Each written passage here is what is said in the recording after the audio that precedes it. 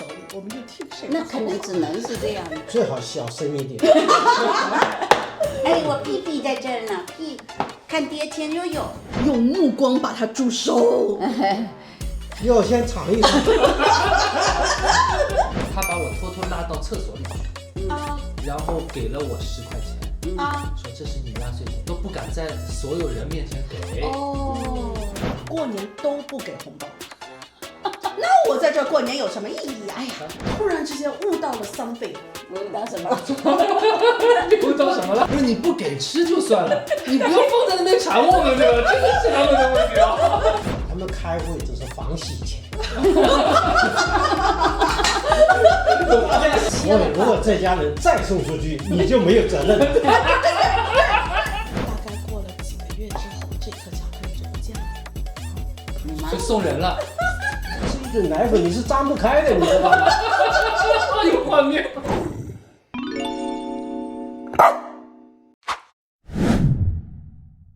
好，我们开始做包子喽。今天吃大肉包子。乔爷，导演在这里告诉你啊，你要先把肉想切成吃哪小一块，可以指定哈。切成小丁儿。你说还好，我们不是要搞成像那个李子柒那个样子，就是弄个蚕丝被的，先从养虫子开始，然后吃个鸡蛋，但是先先开始养小鸡。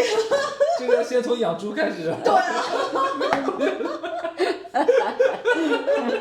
这你能不能不很有要搓盼头啊？不要搓，不搓怎么切得下来？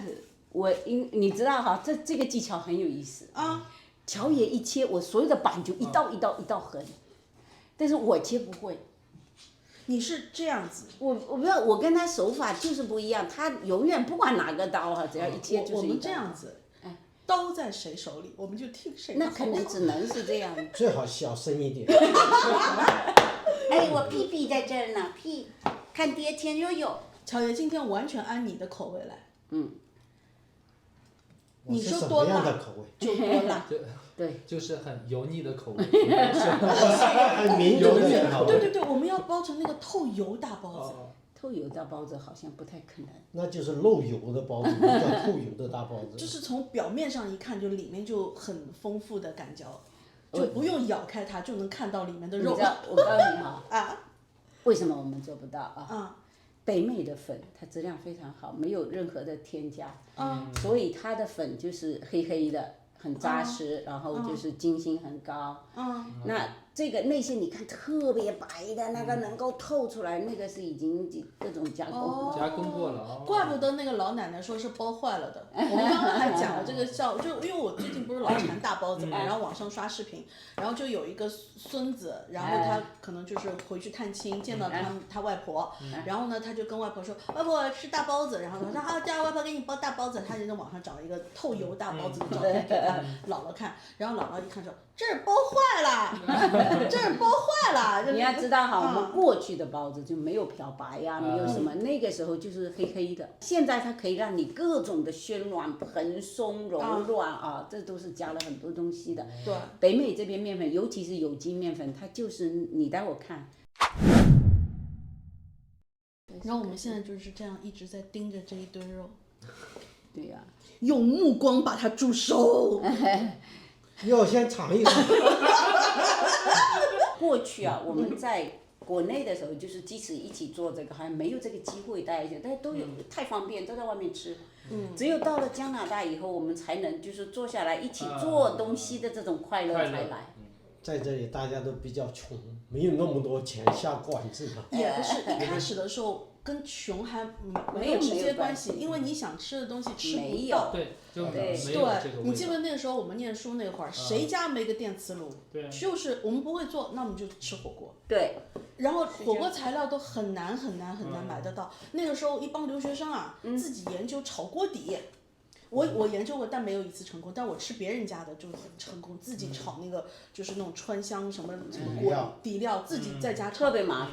很麻烦，我看到一锅的料。对。但是这都是训练，在这个环境中自己把自己给 training 出来。对，其实但是我觉得挺有意思的，你就可以真正我们把美食当成一个快乐去享受哈。你看这么多人围着我们乔教授，哇，乔教授特有成就感。Happy 都参会了吗？Happy 都坐Happy 都坐这里，你看我把这位置最好的位置。他也不说话，就听你们说。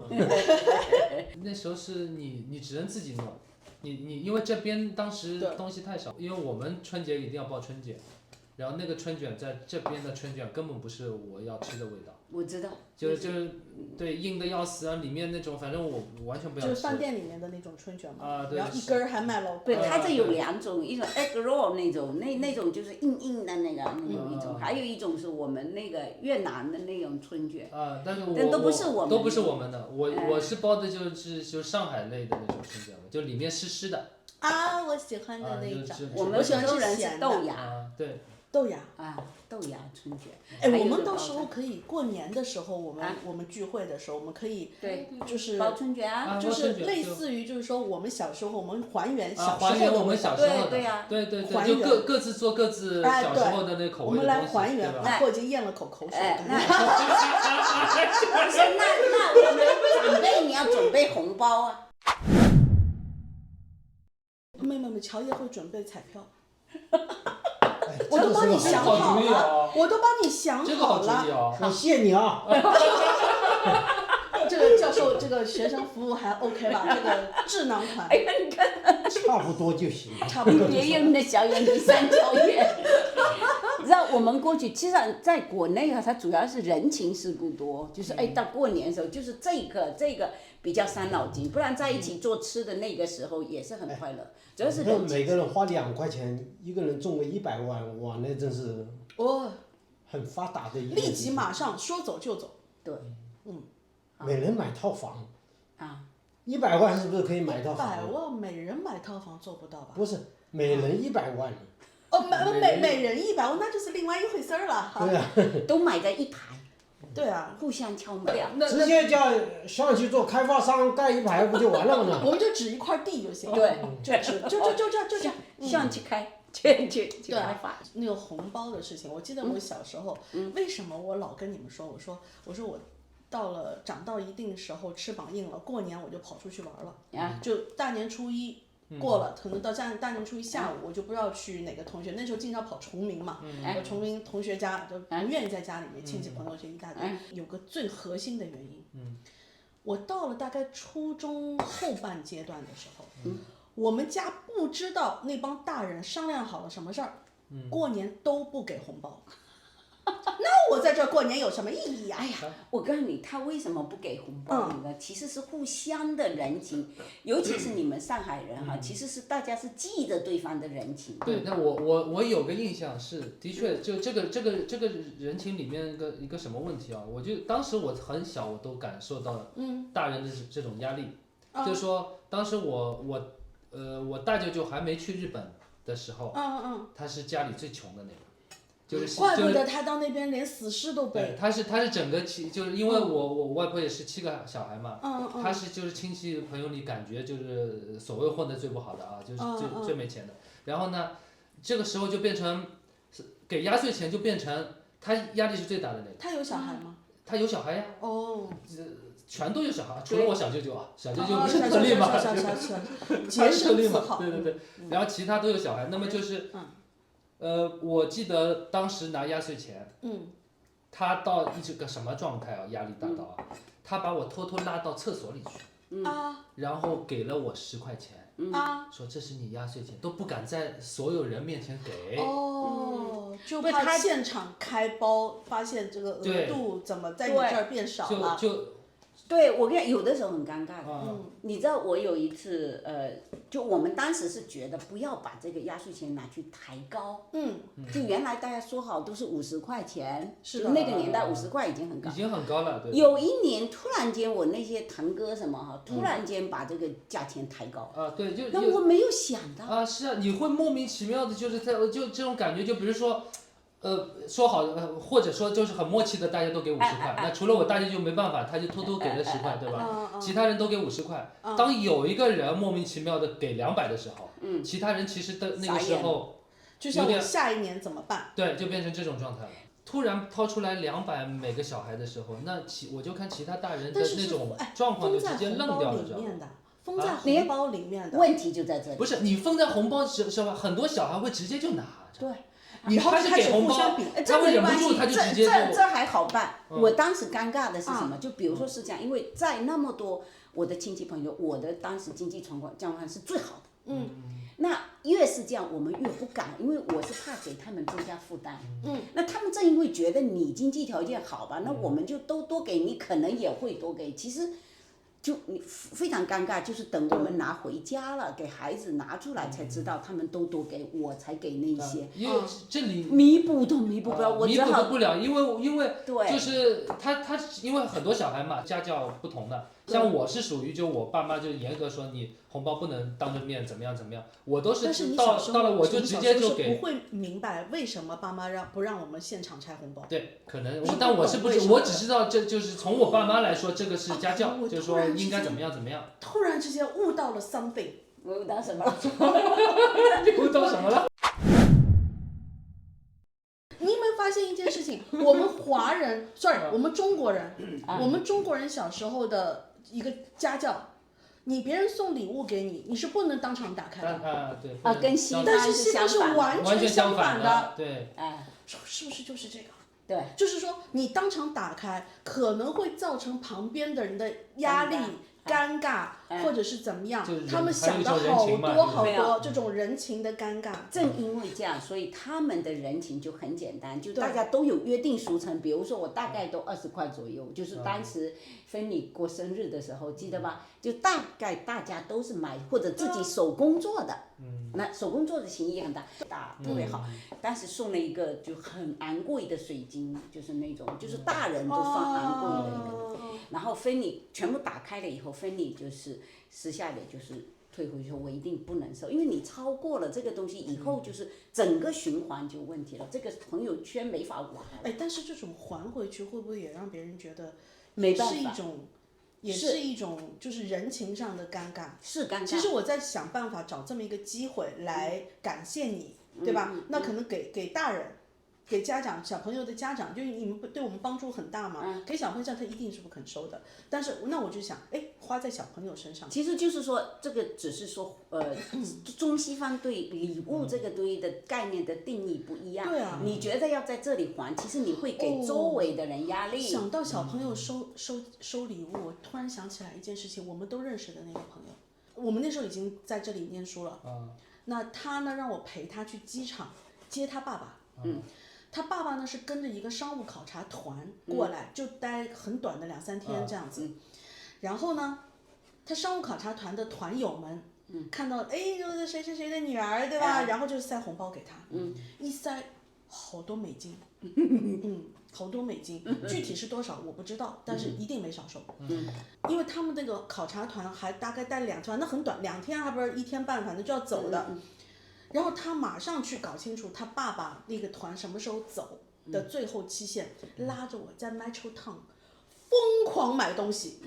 他好像就是有这个任务，要把这个红包里所有的钱全部买成礼物送还给这一个团里的人。哇，当时挖空心思的去买东西，而且那时候我们还小，就是不会买那么贵的东西的。平时那买什么呢？我可伤脑筋了，拼命花。有钱花不出去的。就钱花不出去，哇，伤脑筋。这个人情怎么还？那就还礼。这特产，加拿大你知道，我们加拿大这边也特产也有限的钱啊，这个花不太出去。西洋参。我早点认识你就好了，乔叶。所以就是当时我就陪着他这一路，最后到机场去送他们的时候，再把这些东西再送出去的时候，我能清楚的感觉到这种人情的压力大到不得了。是这样子，所以我当时我就会说比如说像我刚才讲的，他那个同学，你要感谢我曾接到，就我们对另外一个他的同学也是帮助很大，但是就是友情很深。你说他怎么做？他是这里长大的孩子，他是用他很蹩脚的中文，当他去练了，自己一直反复复习了，也写了这么长的一封信给我们家长。哎呀，就是哇，那种就你知道他不是对不是他的母语的感觉，但是他很认真的各种的表达，就是写了一份，你说比什么都珍贵。对的。所以就可以用，而且是表达了他们觉全家的心意。其实这小孩没可能自己靠自己的能力写得出来的。你这样子还我就能接受，但是我比如说你拿一个很贵重一个衡量，比如说这个是几百块，或者3000块的东西拿过来，你说我拿在手上不是沉甸甸，它就物化了，就是感情拿去物化很难受。那你看，你说在国内为什么你们要去还？是因为物化了这个东西，就是有价值、有面子了，是吧？有一些东西是没有面子的东西，就过年其实是一个很开心的事，但是你可想而知，对我大舅舅来说是一种煎熬。很难过。其实对所有人都是，他的那个煎熬是他的那个 side 的难过，其实家家都很难过。所以为什么我们家到后几年就是太明智，全家人可能他们私底下背着孩子们开了个会，索性全部都不给红包。哎，但是问题我觉得他们有点问题，你也没拿别的东西来代替啊，不自己给家自己嘛。我反正没收到过。那你父母也趁机对不对？我反正没收到过，然后我就不在家过年了呗。这个父母一点都没错，他们开会只是防洗钱。我发现塞来塞去的红包全藏到孩子的小金库里面去了，孩子都死掉了。然后全部贡献给各个小摊。对呀。问你说这件事啊，它的确里面有一个什么，有一个什么好玩的东西啊，就是说，如果小孩都是不当场开的，而是回去开的，但是那个红包在他手里呀，他是到回家了才能给的呀。那有些小孩他其实如果他瞒着爸妈说，比如说给了50，他只是拿出来10块钱，说那从家长角度制造矛盾，对吧？家长那就变制造矛盾了呀。家长角度会觉得家长不知道回多少好。对，家长就这个事情变成很那个乱。在我看来，这个小孩能鬼到这种程度，这钱该他贪。所以要防止钱有道理吗？该他贪，他能这么小孩就能鬼到这种程度。对吧？哎呀，你这个防不胜防啊！你看我后来我怎么办哈？我就发现他们全部抬到100，我那些表姐表哥全部抬到100，因为我正因为我不敢抬，因为我条件好，我不敢抬了人家很难过。结果呢，他们抬了，那我怎么办？我就是另外再找一家一家拜访过去，然后以什么形式再还回去。哎呀，多尴尬呀！我在这边认识的华人，其实大部分都是老香港人比较多。就是他们到了就是过年给利是，我经常会收，就是很少。你发现同样我们其实他那个就10块他那个没压力，因为他真的很少，他是可能2块5块最多了，对吧？就这种5块10块就这种。对。但是他其实大家图个吉利的感觉。对。我小时候的压岁钱你知道是多少？最高的是1块钱。1块钱啊。但要看什么年代。一般就是2毛钱，5毛钱。高的那个算是很重视，我收到，那我记得小时候收的高的就是1块钱。就在你1块钱，你跟我讲的那个年代哈，我收了好几十块，你知道为什么吗？你说香港现在它是10块10块，它真的就是图吉利，它不是随着物价上涨而变高哈。当年79年的时候，我记得很牢，我去广州过年，那我表姐的香港亲戚嘛，我表姐夫是香港人，然后他们亲戚都过来过年，一个人都是给我10块10块10块，那时候10块就很大很大了。10块是人民币还是港币嘛？那时候10块非常大。就人民币10块很大很大了，你知道吧？然后就说发财了，我发财了。那时候10块叫大团结，对吧？我记得。我不知道。是大团结，然后我就发财了，你知道为什么？但他们现在还是10块10块，所以我特别赞赏他们这种，就是一个吉利，就是那就图个吉利。但是就10块钱，所以你那时候1毛2毛，我回家拿。但是很快被我爸拿去各种理由，就交学费啊，有什么？这叫乱收费，就是后来我就理解为什么我爸妈他们当时觉得是件很大的事情。我小时候做件什么坏事情啊？我爸妈当时弄了一盒月饼回来，然后这盒月饼是可能是他要去还个什么礼，知道吧？吼吼啊，然后你说完我接你一个，然后看看谁更坏。那是肯定是他们是要有一个什么很重要的礼要去还，所以他们这基本上我当时印象中不会自己去莫名其妙买盒月饼来的。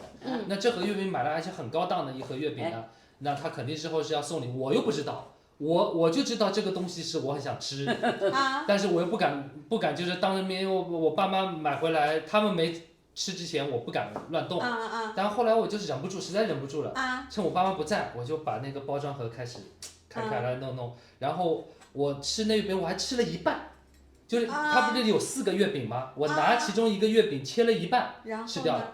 然后觉得很好吃，但是想不行，我一定要忍住，不能再吃了，要留点给，就是说，因为我当时不知道这是送人的，我只知道这个月饼是之后大家才来吃的。那我想，我现在忍不住，我先把它吃了，但我不能全吃，我留给大家，我就把它又全部都原封不动的包好，包得很好啊，就完全看不出是动过。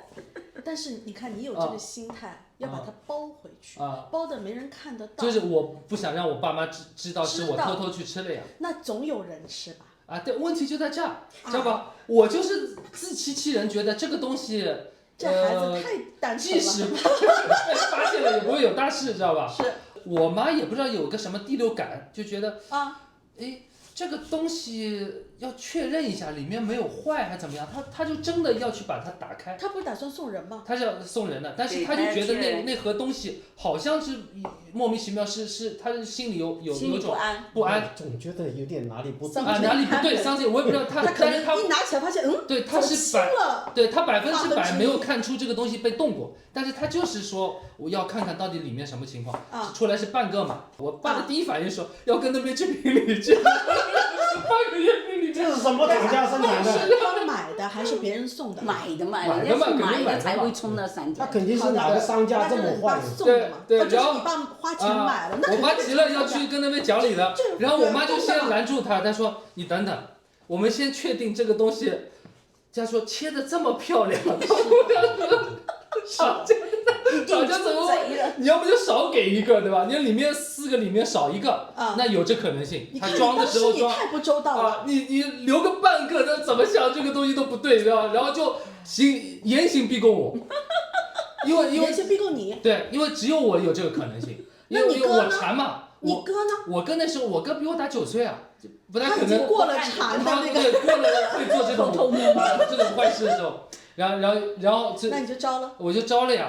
我妈就气死了，知道吧？她说：“你知道这个东西，我幸好看一看，要是我送出去会怎么样？”重点在这里。对，因为这个东西一旦真的送出去了，然后那人家反馈不会说你怎么会给我办，对吧？人家反馈的就是觉得你怎么送个礼送成这样。讲你说你切了。如果这家人再送出去，你就没有责任了。乔爷，你说那个我讲的下一个故事就类似于这个事情，就追踪不到的没错了，就一转手，对吧？其实我告诉你啊，如果你以后还想干这个事情的2个方案，第一个方案就像你爸说的，要么一整个拿走，第二个就不要用切。用掰，不是你还说的很一本正经的，就是我要再开一个知识。你也以为是老鼠啃掉的？你这什么馊主意？就是不要切，你这个是一看就是人干的事情，智慧生物干的事情。哎，这个不行。我告诉你，我小时候的一个事情啊，我妈应该到现在都不知道的。那个看完这集就知道了。我不在乎了，我不怕它了。好，那个时候很流行送那个费列罗巧克力。那个是多少年前啊？那个是那个时候我们读初中的时候，那费列罗巧克力是很金贵的，大方盒，对吧？很贵的，那个时候买。那上海的广告一出啊，电视里广告一出，哇，大家都馋得要死。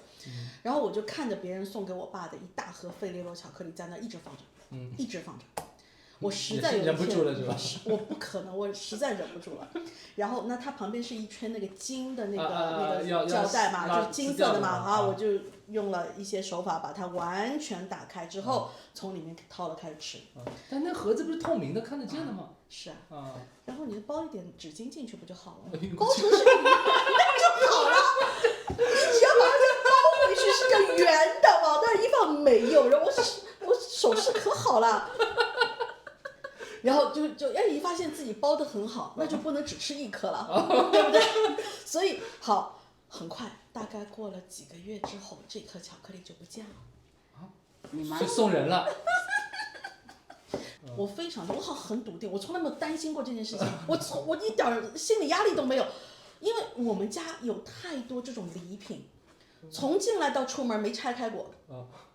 太多了，这种东西太多，就是都逢年过节走亲访友就会送的东西，所以我也非常肯定一件事情，几乎肯定，哪怕这个东西送出去，他们家估计也是转送给别人的，最后转正都没人吃了，都坏了。当你最后一个收到要吃的人，我就在脑补他的画面，跟他的搞笑。最后一收到了，一看过期了，扔了。费列罗那个时候就 finish。大部分那个年代的人，谁舍得扔啊？应该是不，对吧？谁也不舍得扔的，一定啊，臭了，除了臭了，就肯定是吃到的。哎呀，我就想起老乔那时候偷他爸麦乳精。来，乔爷，咱对。过去家大人都不让小孩吃东西，好可恶。是因为都是没有东西，它被磨起来的。不是你不给吃就算了，你不要放在那边馋我们，对吧？这个是他们的问题啊。这个他们是没有责任的，他们是锁起来的，没有说让你吃。他们家是锁起来的。那你还得先偷钥匙，他怎么偷？他忘了没锁嘛。就是你天天盯着我，他天天盯着，没忘了锁。总有一天你会忘了。对，这是概率。但是我们那个是像你们一样，也是要有讲究一点技巧的，马上抓住就被打一顿不好看。就是要抓住，也是一段时间以后再抓住。这个麦乳精啊，你开过以后它是散的嘛，对吧？它没有一个个包装的嘛。你揣个勺子那里，挎一勺子，把它盖起来放回去，谁看得出来？看不出来。对，但是你嘴巴一讲话，溜了到门外去玩一阵回来。那乔爷，你这一盒麦乳精以同样的手法，顶多也就蒯个2-3勺，不能再往下蒯了，因为它的维度会下降，一看就是少了。不是你一次呢，1-2勺，你是。嘴巴为什么老忘光？但是好像那时候麦乳精是铁罐的，看不到的，不是。一般是故意的嘛。它其实被你打开从上面不就看到它往下了吗？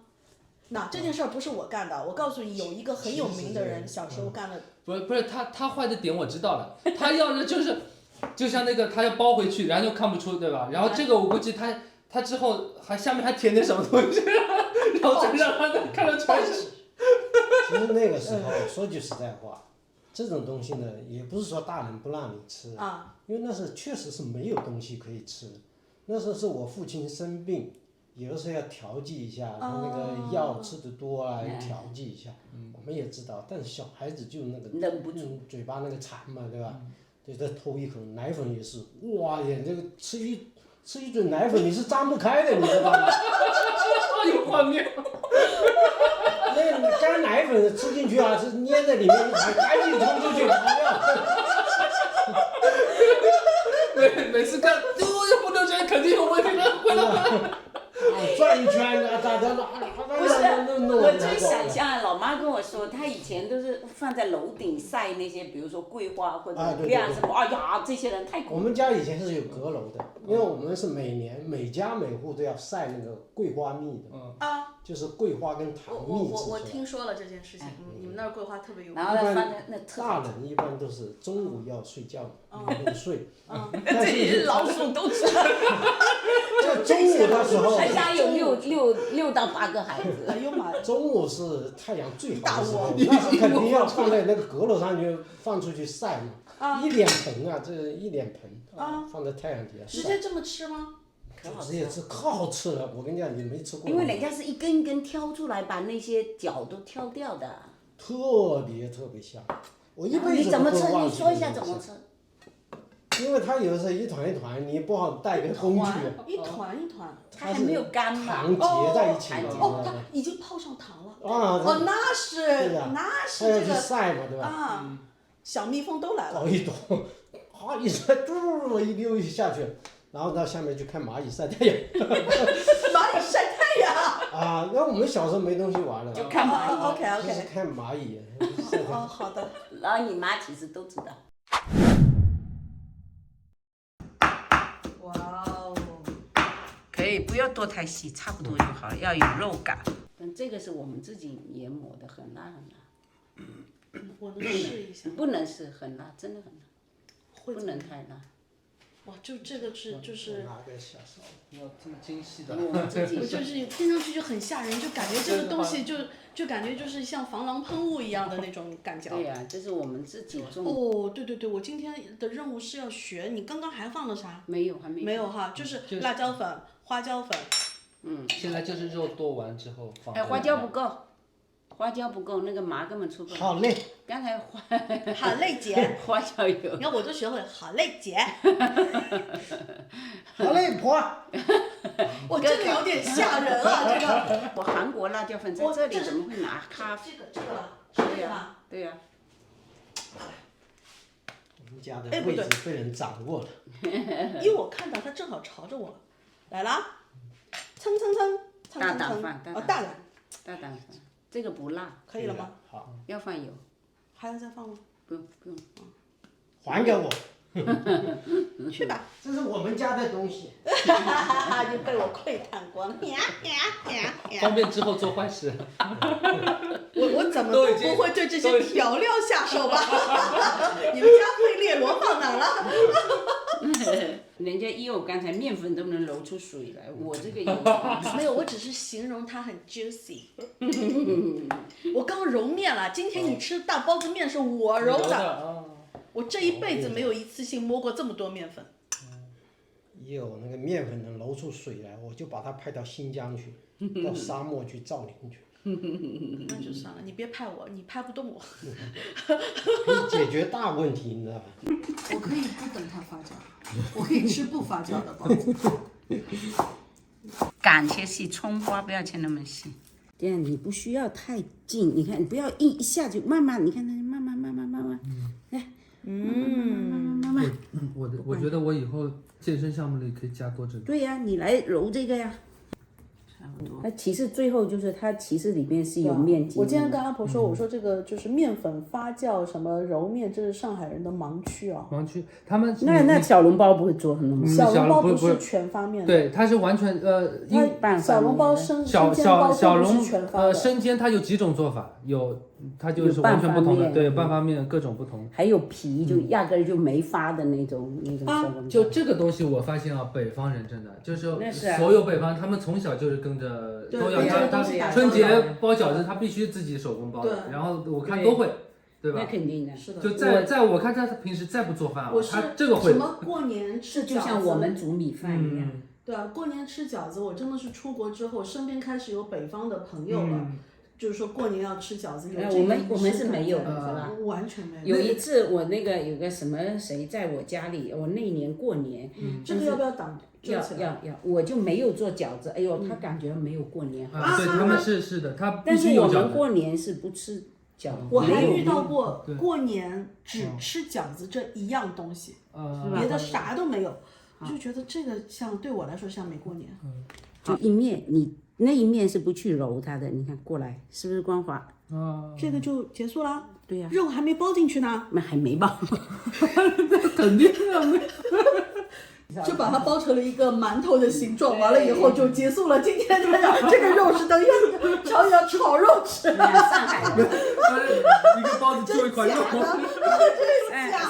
上海人就叫馒头吧，对吧？是不是叫馒头？对，上海所有有馅儿没馅儿都叫馒头。对，上海都但是叫馒头。我们小时候其实馒头和包子是分开的，对，馒头是没有馅的，包子才有馅的。没有人吃没有馅儿的东西的。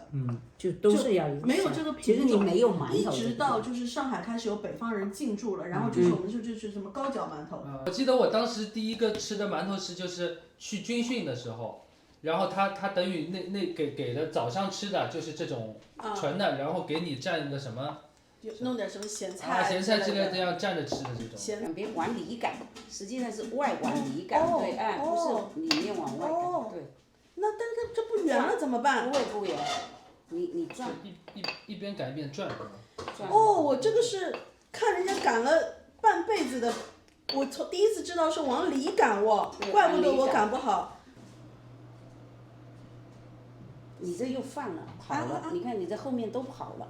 你要从头到尾拎着这个地方。好。收起来了。对。好，谢谢阿婆帮我收起来了。花花到你了。这里也要转，转了就手就往这边。好了，可以了。褶子抓住，每一个都抓住，过去。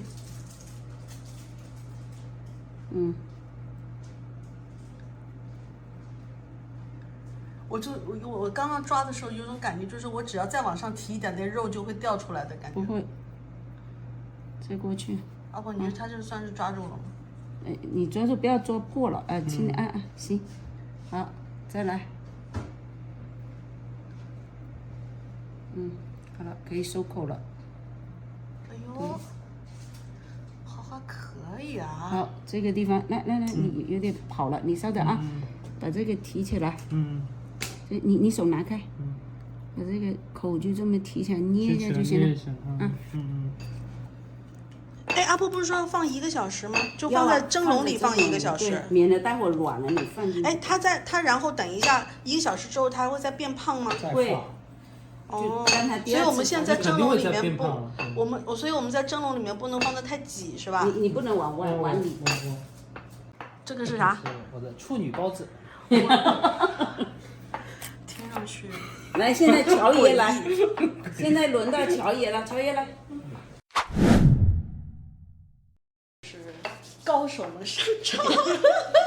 要不都是漏油的。把我馋死了，噩耗就是还有1个小时。我记得才开始蒸。小时候一开始我奶奶教我们包馄饨也是一样，包各种各样的样子包出来。那个时候要是大人做一个什么东西，就是我那个谁，我姨最爱讲，满厨房刮的都是虾巴。小孩子在那穿来穿去的。我奶奶放弃了，就行，你们只要不要破，随便包。然后一下去之后，我跟你说，他这句话一说，然后各种想象力，什么包成一个老鼠一样，什么都有了，知道吧？就是奇奇怪怪的东西都来了，知道吧？哎，其实这样的奶奶可好了，你说呢？是的。他给你一个机会，我小时候也是动手的。我小时候我很小，8岁，垫着脚。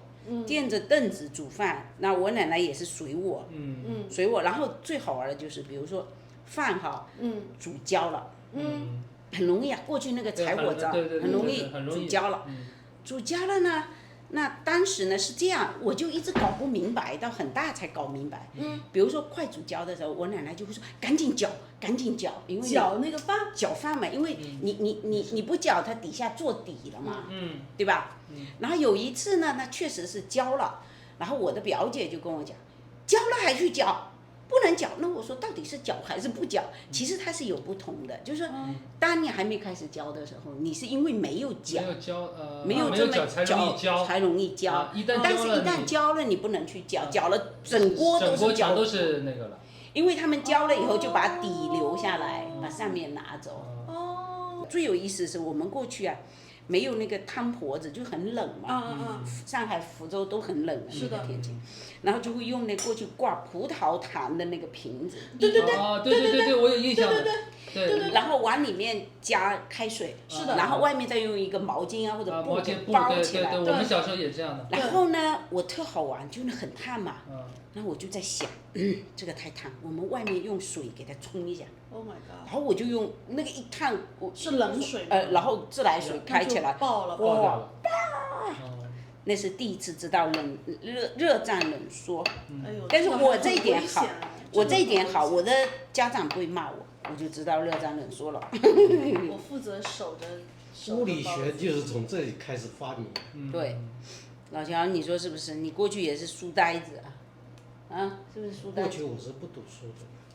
他过去不爱读书。男孩子我会发现会有一个，他会突然间明白懂事了以后，他就会发奋，就会读上去。好像以前是女孩子不会读就不会读。对，我妈是高中老师嘛，她印象最深的就是，在一到高中，就是高中前大部分是女生读书厉害。我以前听说的是初二。对，反正她高中进来的都是就是原先那些就是说读书不怎么样的，就一下子让女生开始读不过来。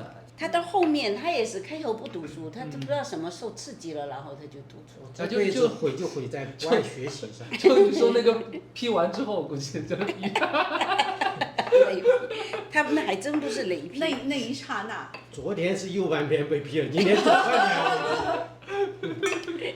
你看现在软了吧？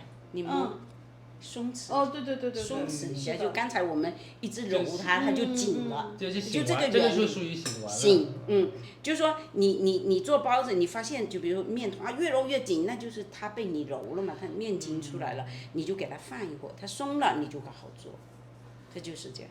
对，我一直对这个概念不是很清楚。你知道老说就是说醒了，我总感觉醒了就应该紧啊，睡着了才松啊。没，醒了就是松弛了嘛。接着。哎呀，真的可以扔。这绝对经得起考验，这样扔都不会有问题。我负责守着这个包子，然后不能让老鼠偷吃。你那个是老鼠王，你坐在那边老鼠不敢来了。老鼠王一坐。你知道吗？我刚认识乔爷的时候，我一直认为他是一个非常懂事、非常乖的孩子。刚才听他讲，对，后来就会觉得，哎呦，他也干过这么多坏事儿。假装。对呀、后来我就说，你这样浓眉大眼的，你也会叛变。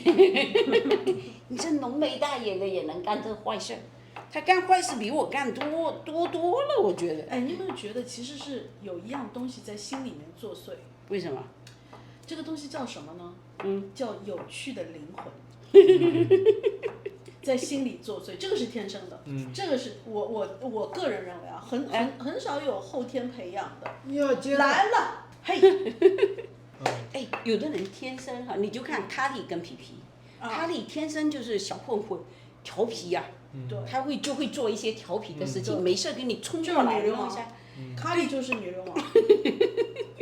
皮皮就是天生的很认真。狗狗还有一个什么特点呢？它不会装。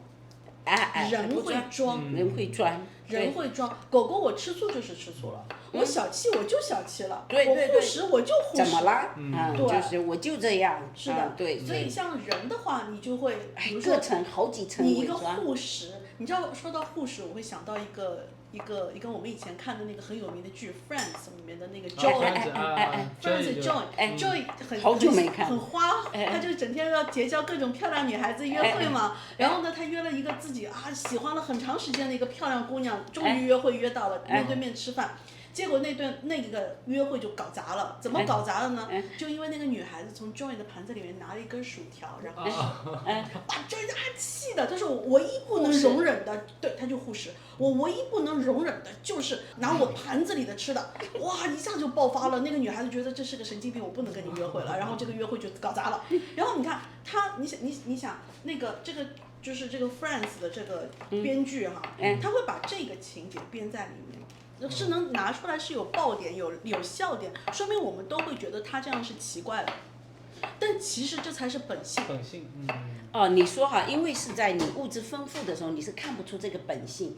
我告诉你哈，我们小时候，比如说这个本性就会看，就比如我们分年坛年饼，就是年坛年饼，你知道吗？有供应的那个时候，一人一包年坛年饼，凭票。然后我跟我弟弟就一人一个杯子装好。你的年坛年饼，我的年坛年饼，那我弟弟就最聪明，他就赶快吃完，就开始，然后我就开始紧张了，你吃完我这个就要盯着我了，你知道吧？就这样，因为我会，但他会向我要啊。但你又不好意思不给他。因为我也想吃，我是舍不得吃，我会留在最后，一直慢慢吃，慢慢享受。所以我昨天还测了我的那个性格，E人还是I人。嘴巴这么多个挂在这里。下巴。都是下巴。我都不敢靠近，怕口水流在上面。20 minutes later. 太漂亮了！只看一点污味，亮晶晶的，我的妈呀！这是象包的啊，这是象包啊，那就有那个，这个就是我那个透油，这是象包的。这个是我们反面教材，反面教材。我吃。你看我们包的好的都不会，是不是？哎，阿婆，你有记住我包的那个是哪个吗？这个。这个。这个达到最高标准，最高境界。这就是我想要的，花花包的就是我想要的，透油大包的。麻辣包子还要再加辣，酱香，有点酱香哈，不太一样。老乔怎么样？好吃。这来，蔬菜汤，蔬菜豆腐汤，豆腐蘑菇汤。我看的我都出汗了，已经。这个就是那个。我得把围裙脱掉了。